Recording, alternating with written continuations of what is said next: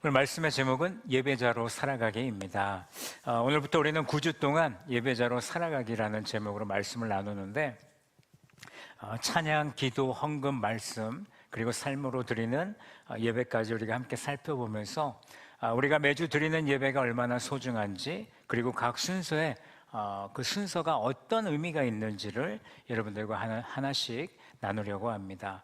오늘은 그 첫 번째 시간으로 찬양이란 무엇인가에 대해서 여러분들과 함께 말씀을 나누겠습니다. 여러분 최근에 마음이 기뻐서 여러분들의 입술에서 막 노래가 막 흥얼거렸던 적이 있으십니까? 우리가 칭찬을 받거나 또 좋은 소식을 들었을 때, 또 해결되지 않았던 문제가 해결되었을 때, 또 준비하던 일들이 잘 풀려나갈 때 마음이 먼저 기쁘면서 우리의 입술에, 우리의 콧 속에 콧노래가 막 나오기도 합니다. 그렇다면 하나님을 찬양하는 우리의 마음은 어떠한가?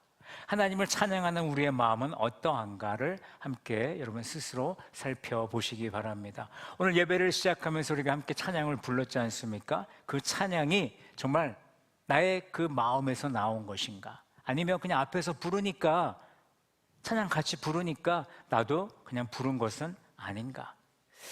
정말 나는 온 마음을 다해 하나님을 찬양했는지, 그냥 입술로 가사만을 읊었는지, 우리의 마음을 다시 한번 점검해 보는 시간이 되기를 바라겠습니다. 저도 좀 솔직하게 말씀을 드리면, 저는 회중석에서 같이 찬양을 하다 보면 물론 뭐 찬양을 잘 열심히 합니다만 때로는 딴 생각할 때가 있음을 저는 고백합니다. 왜 성도가 보여야 되는데 왜 성도가 안 나왔을까? 회중석을 보면 그런 생각을 할 수밖에 없는 것 같아요. 그래서 제가 이 앞에 앉아 있지만 요 앞에 앉을 때는 괜찮은데 수요 예배 때는 저 뒤에 앉아 있거든요. 그럼 한번 쭉 훑어본단 말이죠. 그러면 그때 마음이 찬양에 집중하지 못할 때가 있었음을 다시 한번 고백하면서 우리는 정말 입술로는 찬양을 하고 있지만 정말 우리는 마음을 다해서 하나님을 높이고 있는가? 그런 것들을 한번 생각해보고 우리의 찬양이 정말 하나님이 기뻐 받으시는 찬양인가? 다시 한번 생각해보는 귀한 시간이 되기를 간절히 바랍니다. 오늘 본문 시편 100편은요 너무나 짧은 시이죠. 그러나 이 짧은 말씀 안에는요 하나님을 찬양하는 예배자의 모습이 분명히 담겨져 있습니다. 오늘 1절과 2절은요 이 시의 전체의 문을 여는 찬양의 초청이라고 보면 되겠습니다. 1절과 2절을 보십시오. 온 땅이여 여호와께 즐거운 찬송을 부를지어다. 기쁨으로 여호와를 섬기며 노래하면서 그의 앞에 나아간다라고 우리에게 말해주고 있습니다. 시인은 온 땅이여라고 외치고 있죠. 찬양의 부르심은 몇 사람에게만 주어진 것이 아니라 온 땅과 모든 민족이 하나님을 찬양하도록 부름을 받았다라는 것이죠. 또한 시인은 우리가 어떻게 찬양해야 되는지도 말씀합니다. 즐거운 찬송을 부르며 기쁨으로 하나님을 섬겨야 된다라고 합니다. 노래하면서 또한 하나님의 임재 앞에 나아가야 합니다. 그렇다면 우리는 하나님 앞에서 무엇을 고백하며 찬양을 해야 될까? 오늘 시편 기자는 3절부터 5절까지 그 내용을 우리에게 구체적으로 말해주고 있습니다. 저는 오늘 본문을 통해서 하나님 앞에서 고백하는 찬양이란 무엇인지 세 가지로 여러분들과 함께 살펴보도록 하겠습니다. 첫 번째, 찬양은요 창조주 되신 하나님을 인정하는 것입니다.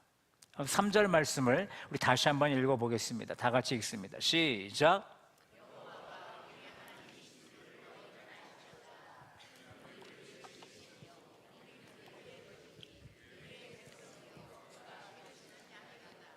아멘.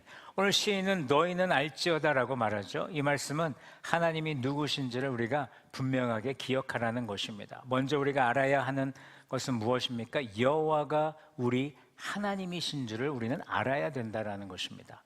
여러분 이 말 속에는 다른 어떤 것도 아닌 오직 여호와만이 우리 하나님이시라는 고백이 담겨져 있습니다.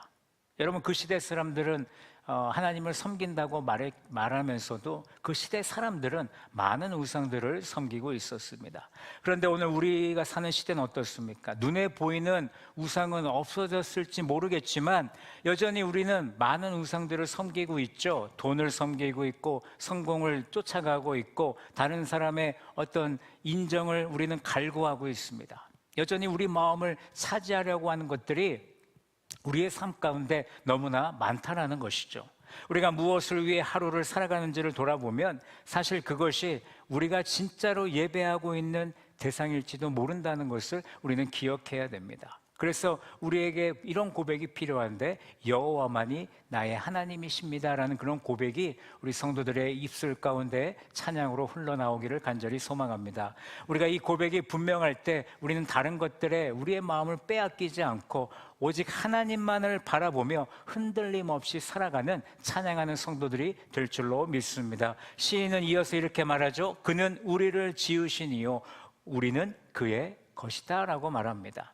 하나님께서 저와 여러분들을 지으신 줄로 믿습니다. 그러므로 우리는 누구의 소유가 되는 것입니까? 하나님의 소유가 되는 것이죠. 창세기 1장을 보면 하나님께서 사람을 지으실 때 아무렇게나 짓지 않으셨습니다.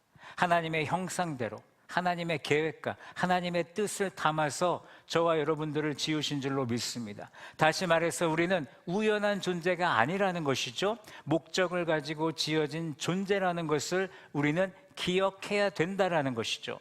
여러분, 요즘 세상은 우리에게 뭐라고 가르칩니까? 너는 너 스스로 네 자신을 찾아야 된다. 네 자신을 알아야 된다. 그래서 네 자신이 너를 만들어 가야지 저 사람이 다른 사람이 너를 만들어가게 해서는 안 된다. 너 스스로를 믿고 너 스스로 가고자 하는 그 길을 걸어가라라고 그렇게 우리에게 말해주고 있습니다.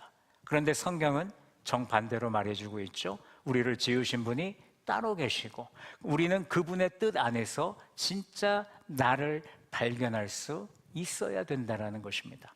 여러분, 이 사실을 인정하는 것, 그것이 바로 찬양하는 우리의 첫 걸음이 되어야 된다는 것이죠.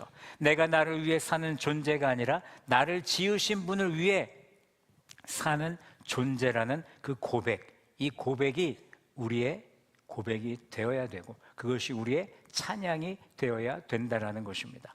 그런데 시인은 여기서 한 걸음 더 나아가죠. 그의 백성이요 그가 기르시는 양이다라고 말합니다. 하나님은 우리를 지으시고 그냥 내버려 두지 않으셨습니다. 하나님은 우리를 자기 백성으로 삼으셨죠. 지금도 목자로 우리를 돌보고 계시는 줄로 믿습니다.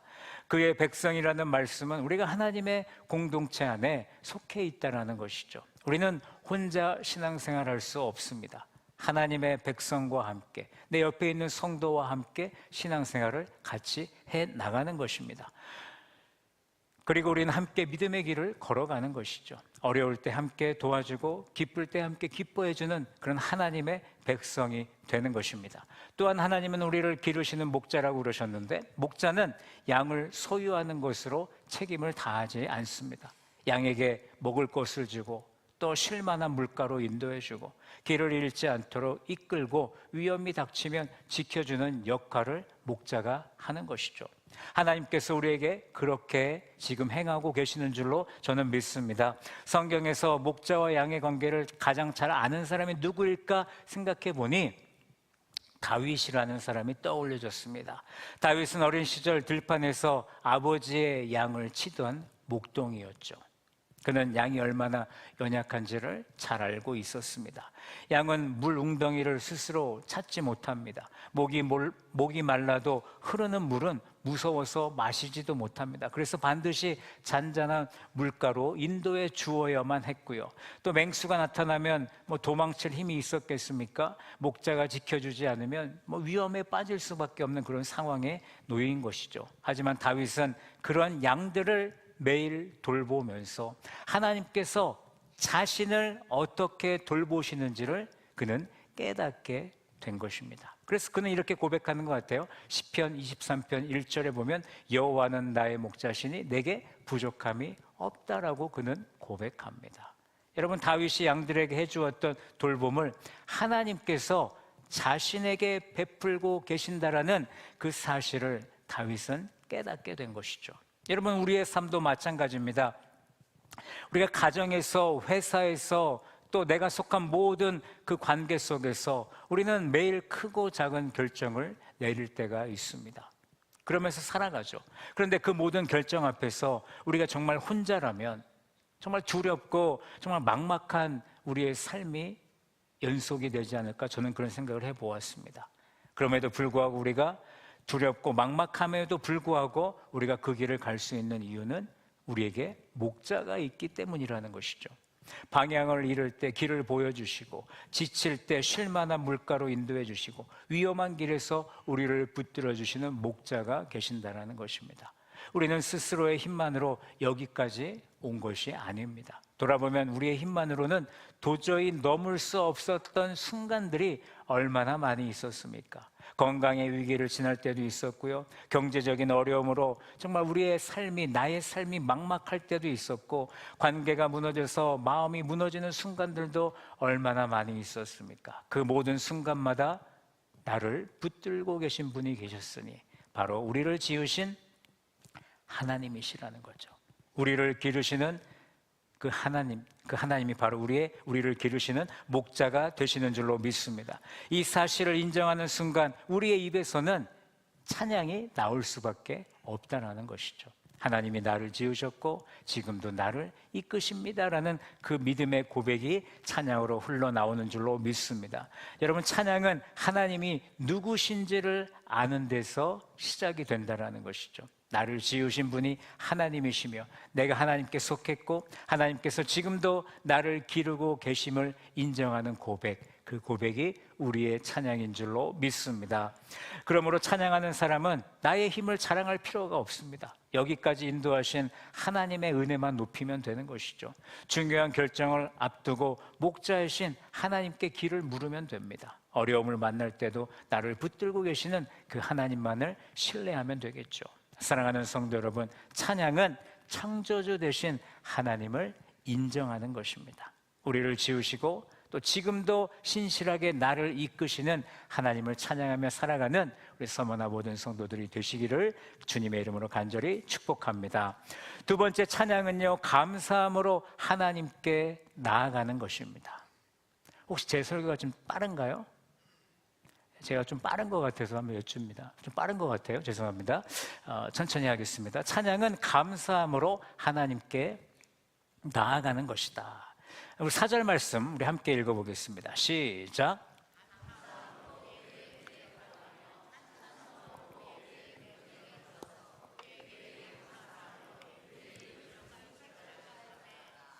아멘. 자, 시인은 하나님께 나아가는 우리 태도를 구체적으로 말해줍니다. 감사함으로 그의 문에 들어가라. 찬송함으로 그의 궁정에 들어가라. 오늘 본문에 문과 궁정이라는 두 단어가 나오죠. 문과 궁정은 하나님께서 임재하시는 성전으로 들어가는 모습을 우리에게 보여주는 것입니다. 시인은 감사와 찬송을 가지고 하나님 앞에 나아가라라고 반복해서 명령하는 것이죠.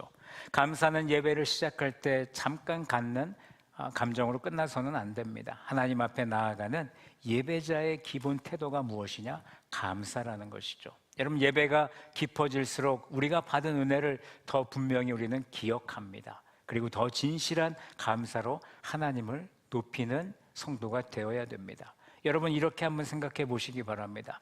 여러분이 누군가의 집에 초대를 받았어요. 근데 그 누군가가 유명한 사람인 것입니다. 이름 있는 사람이에요. 내가 평상시에 만날 수 없는 사람이에요. 근데 그 사람이 나를 초대했습니다. 그때 우리는 그 집에 빈손으로 가겠습니까? 아니면 작은 선물이라도 들고 가겠습니까? 작은 선물이라도 들고 가겠죠. 감사한 마음으로 그의 집의 문을 두드리겠죠. 초대해 주신 것, 그것 자체가 너무나 감사한 일이니까요. 여러분, 하나님의 예배도 마찬가지라는 거예요. 우리는 거룩하신 하나님 앞에 나아갈 자격을 우리는 스스로 만들 수가 없습니다. 왜냐하면 죄가 하나님과 우리 사이를 가로막기 때문이죠. 그러나 예수 그리스도께서 십자가에 우리 죄를 담당하시면서 예수님의 보혈로 우리는 하나님께 나아가는 새로운 산 길이 열렸다는 것이죠. 히브리서 10장 19절은 이렇게 말씀합니다. 그러므로 형제들아, 우리가 예수의 피를 힘입어 성소에 들어갈 담력을 얻었다라고 말씀하죠. 우리는 예수님의 피를 힘입어서 하나님께 나아갈 수 있는 것입니다. 오늘 이 자리에 예배 우리가 드릴 수 있는 것도 예수 그리스도의 피를 힘입어 이 자리에 함께 찬양하고 예배하는 줄로 믿습니다. 예배의 문은 우리의 공로로 열린 문이 아니라는 것입니다. 예수 그리스도께서 십자가로 열어주신 은혜의 문이라는 것이죠. 그러므로 우리가 예배당 문을 열고 들어올 때마다 기억해야 될 것이 있는데, 예수님께서 나를 위해 이 길을 열어주셨다라는 것이죠. 나를 위해서 오늘도 하나님께서 나를 예배의 자리로 불러주셨음을 우리는 기억해야 된다라는 것입니다. 이 은혜를 기억하면서 감사함으로 하나님 앞에 나아가는 성도들이 되시기를 바랍니다. 성경에서 이 감사의 태도를 가장 잘 보여준 사람이 누가 있을까 생각해 봤을 때 저는 한나가 떠올려졌습니다. 한나는 사무엘의 어머니죠. 한나는 오랫동안 아이를 갖지 못했습니다. 정말 그 마음에 큰 아픔이 있었어요. 남편 엘가나의 다른 아내 분인나가 있지 않았습니까? 분인나는 자녀가 있었고, 또 분인나는 자녀가 없는 한나를 격분하고 괴롭게 했습니다. 매년 성전에 올라갈 때마다 한나의 마음이 얼마나 무거웠을까를 생각해 봅니다. 그런데 한나는요, 원망하지 않았다라는 것이죠. 성전에 올라가서 눈물로 기도했습니다. 하나님이 응답하셔서 아들 사무엘이 주어졌습니다. 한나는 그 아이를 어떻게 합니까? 하나님께 드립니다. 그러면서 이렇게 기도하죠. 사무엘상 2장 1절에 보시면 내 마음이 여호와로 말미암아 즐거워하며 내 뿔이 여호와로 말미암아 높아졌다라고 말합니다. 한나는 자기가 가장 소중히 여기던 그 아들을 받고 나서 아들을 붙들지 않고 감사함으로 하나님께 다시 나아갔다라는 것이죠. 받은 은혜를 당연하게 여기지 않고 오늘 한나는 감사로 반응하는 것을 볼 수가 있습니다. 저는 생각해 봤어요. 내가 만약 한나였다면 나는 어떻게 했을까? 그렇게 오랫동안 기다렸던 그 아이를 하나님께 드린다는 것이 결코 쉬운 결정은 아니죠. 어떻게 해서든 내 곁에 두고 끝까지 지키고 싶은 그 마음이 있을 텐데 나는 그렇게 하지 못하겠다라는 저는 결정을 하게 됩니다. 그런데 한나는 정반대로 반응했죠. 받은 은혜가 클수록 오히려 더 감사함으로 하나님께 나아가는 그 한나의 모습이라는 것입니다. 여러분, 감사가 나오려면요, 먼저 우리는 은혜를 기억할 수 있는 성도가 되어야 됩니다. 지난 한 주간 하나님이 나를 지키신 것, 또 내가 넘어질 뻔했는데 나를 붙들어 주신 것, 힘들었지만 나에게 견딜 힘을 주신 것, 우리가 이런 것들을 떠올리면 우리의 입술에서 감사가 저절로 나올 수밖에 없습니다. 바로 찬양은 이 감사가 입술로 터져 나오는 것이죠. 반대로 은혜를 잃어버리면 어떻게 될까요? 예배의 자리에 앉아 있어도 은혜를 잃어버리면요, 마음은 불평으로 가득 차게 되어 있습니다. 왜 나는 이렇게 힘든가? 왜 응답이 더딘가? 정작 지금까지 받은 은혜는 눈에 들어오지 않게 된다라는 것입니다. 은혜를 잃어버리면 그렇다는 것입니다. 우리가 사는 시대는 사실 감사보다 당연함에 익숙한 시대를 살고 있습니다. 우리가 매일 아침을 눈을 뜨는 것 너무나 당연하게 여기고 있죠. 가족이 차려주는 밥상, 아내가 차려주는 밥상 너무나도 당연하게 여깁니다. 오늘 하루도 건강하게 걸을 수 있는 것, 이런 것들을 우리는 너무나 쉽게 당연한 것으로 여긴다는 것이죠. 그런데 우리가 한 번이라도 그것을 잃어본 사람은 그것을 당연하게 여기지 않습니다. 당연한 게 아니라 은혜였구나라고 고백하게 되는 것입니다. 당연한 것은 사실 하나도 없었다라는 것을 고백하는 거죠. 여러분, 이 고백이 있을 때 우리의 예배는 진짜 감사의 자리가 되는 것입니다. 여러분, 사도 바울도요, 데살로니가전서 5장 18절에 우리가 잘 아는 말씀이죠. 우리 이 말씀 함께 읽어봅니다. 시작.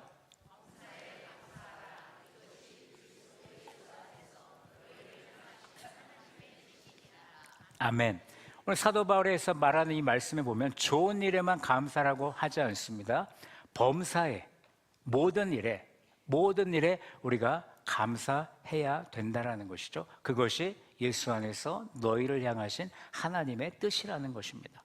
모든 일에 감사하는 것이 여러분 쉬운 일입니까? 그렇지 않죠. 힘든 일도 있고 이해되지 않는 일도 있고 정말 우리가 살아가면서 정말 어려운 일도 많지 않습니까? 그런데 그런 일 앞에서 감사한다라는 것은 결코 쉬운 것은 아닙니다.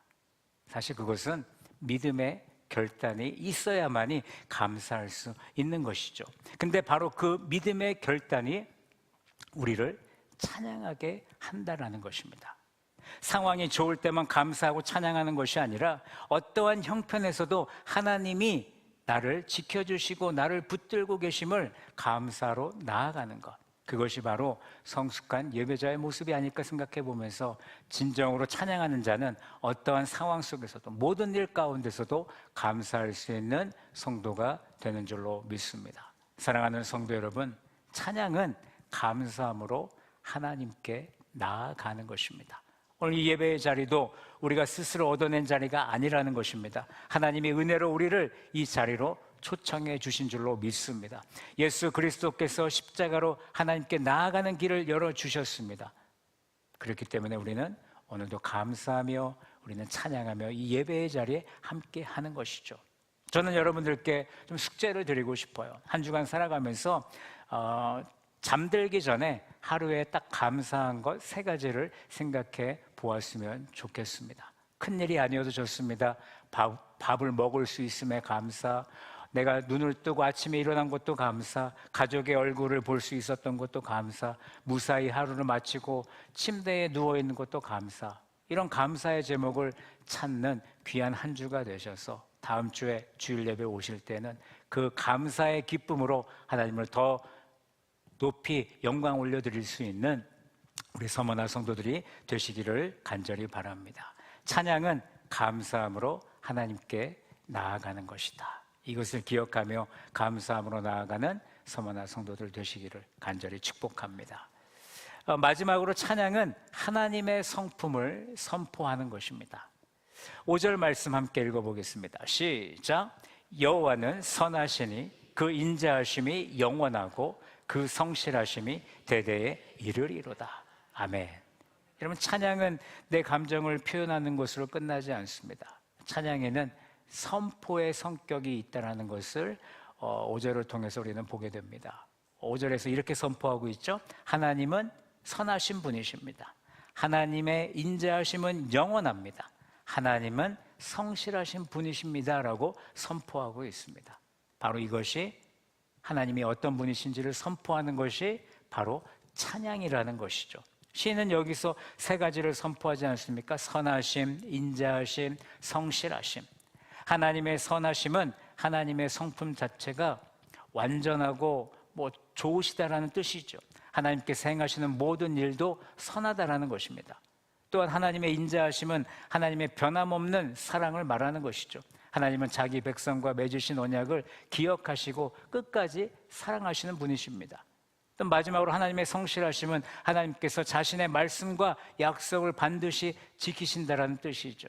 사람은 변하고 이 세상은 변하지만, 세대는 바뀌지만 하나님은 대대로 변하지 않고 성실하시다, 신실하시다라는 그런 의미를 가지고 있습니다. 우리는 이 3가지 성품을 붙들 때 흔들리지 않는 이유를 갖게 되는 것입니다.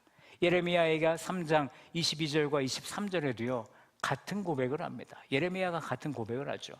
함께 제가 읽어보겠습니다. 여호와의 인자와 긍휼이 무궁하심으로 우리가 진멸되지 아니함이니이다. 이것들이 아침마다 새로우니 주의 성실하심이 크시도소이다 라고 말씀합니다.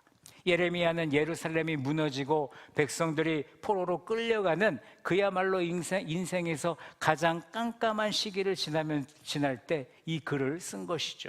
그럼에도 예레미야는 하나님의 인자하심이 무궁하다라고 고백합니다.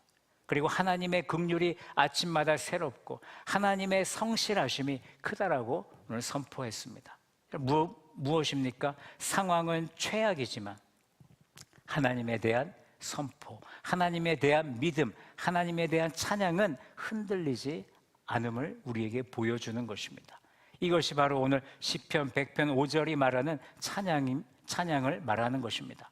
우리에게 하나님의 선하심을 확신할 수 있는 여러분 가장 분명한 증거가 있는데 바로 예수 그리스도의 십자가입니다. 로마서 5장 8절은 이렇게 말하고 있죠. 우리가 아직 죄인 되었을 때 그리스도께서 우리를 위하여 죽으심으로 하나님께서 우리에 대한 자기의 사랑을 확증하셨다라고 말씀합니다. 우리가 아직 죄인 되었을 때 그리스도께서 우리를 위해 죽으셨습니다. 하나님은 우리가 먼저 변화되기를 기다리지 않으셨죠. 우리가 사랑받을 자격을 갖추라고 요구하지 않으셨습니다. 가장 연약하고 죄에 빠져 있을 때 독생자 예수 그리스도를 우리에게 보내주신 것입니다. 십자가는 하나님의 선하심이 우리에게 얼마나 크고 깊은지를 분명히 보여주고 있습니다. 십자가는 하나님의 인자하심이 영원하다라는 증거를 보여주고 있는 것입니다. 십자가는 하나님께서 구원의 약속을 끝까지 이루실 성실하신 분이심을 우리에게 보여주는 것이죠. 그러므로 우리는 우리의 상황이 힘들 때 무엇을 바라봐야 할까요? 바로 십자가를 바라볼 수 있는 성도들이 되셔야 됩니다. 모든 일이 이해되지 않아도 십자가를 바라보면 하나님의 선하심을 우리는 붙들 수 있습니다. 기도의 응답이 늦어져도 십자가를 바라보면 하나님의 사랑을 우리가 의심할 수가 없습니다. 앞길이 보이지 않아도 십자가를 바라보면 신실하신 하나님을 온전히 신뢰할 수 있습니다. 여러분, 성경에서 이 믿음을 보여준 사람이 있는데 사도행전 16장을 보시면 바울과 실라가 나오죠. 두 사람은 빌립보에서 매를 심하게 맞고 발에 착고가 채워진 채 깊은 감옥에 갇히게 됩니다. 그날 밤 바울과 실라는 무엇을 합니까? 하나님께 기도하고 하나님께 찬양을 합니다. 상황만 보면 찬양할 이유가 있겠습니까? 지금 내 몸이 힘들고 괴롭고 아프고 앞길도 보이지 않는데 그들은 찬양을 하고 있습니다.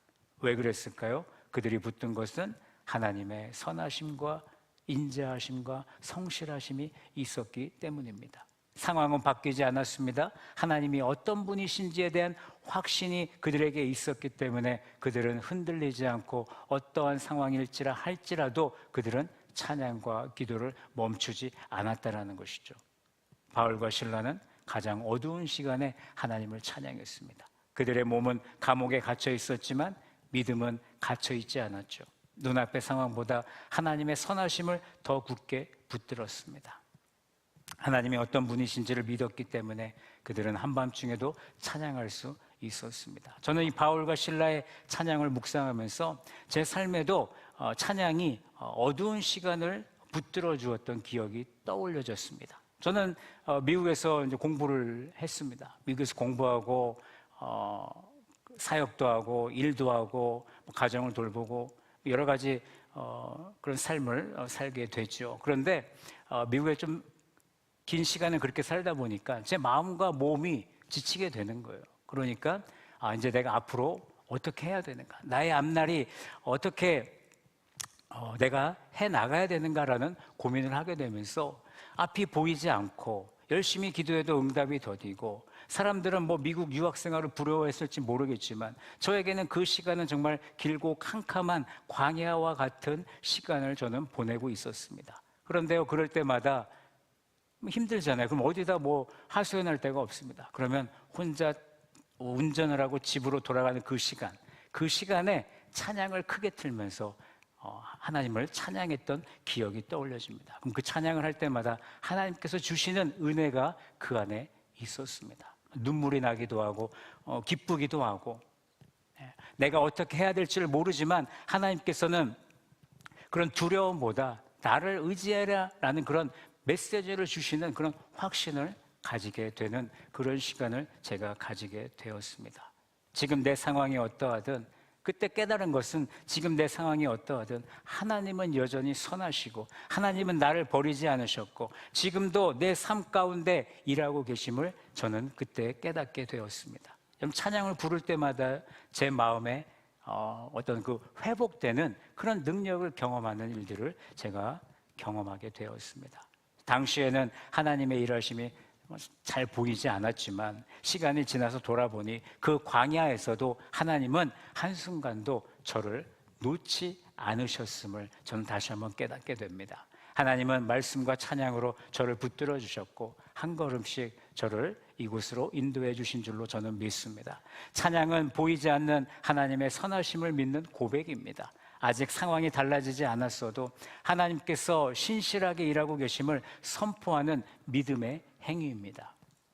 찬양은 이렇게 힘이 있습니다. 내 감정이 어떻든 내 상황이 어떻든 하나님은 선하시다, 하나님은 인자하시다, 하나님은 성실하시다라는 그 고백이 선포될 때 하나님께서는 우리의 마음을 더욱더 강하게 붙들어 주실 줄로 믿습니다.